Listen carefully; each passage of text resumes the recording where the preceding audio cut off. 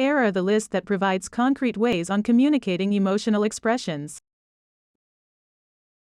1. It always begins with self-awareness. How do you feel about the situation? What message do you want to communicate? It is good to clarify first your own emotions before communicating it to others. That is why, when we are angry, it is good to separate yourself first from the triggering factors, process yourself, and calm down your emotions. You may also talk to a friend expressing why you are angry. When you are already good, then you may communicate your feelings to those whom you wanted to express it. 2. Emotions are data, it communicates meaning and intent. Therefore, it is important to accurately convey those to people in the most possible way that they can also understand and perceive. Most of the time, people argue and quarrel not because of differing opinions, but because of emotions attached to it and the way we convey as well as interpret the message. 3. Practice communicating your emotional expression to closest friends first. Trying to master communicating emotional expression is quite frustrating for some. There are those who badly wanted to express but they can't, and there are those who expressed it eventually but later on regretted why they did it at the very first place. This experience, if remains, will engage you in that cycle forever.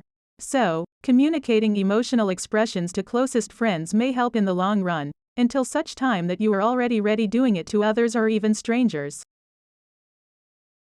4. Avoid responding, okay, when trusted people ask, how are you, especially when they seem so sincere about their concern. Instead of saying just, okay, you may start expressing what you actually feel. In counseling, okay, as a response is not considered an emotion or even a feeling, it is the vaguest answer you would hear. For us Filipinos, responding, okay, is culturally tolerated. But this is when the purpose of asking, how are you, is just a greeting but not an actual question. So, from now on, instead of saying just, okay, you may say actual feelings. For instance, I feel anxious about our upcoming exams, or, I am distracted by our classmates' behaviors, or, I'm excited about what will be the next lesson. 5. If you cannot find somebody to communicate your emotions, you may take a video of yours while expressing yourself.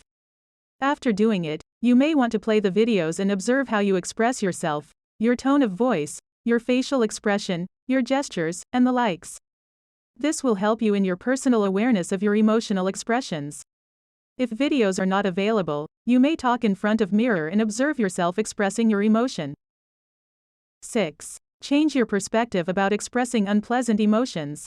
Most of the time, we associate unpleasant emotions with negative emotions. Note that in the Philippine culture, negative emotions are trained to be repressed and not meant to be expressed, especially in public situations. When we are angry, we prefer not to say it, instead, we promote talking about the person behind his back.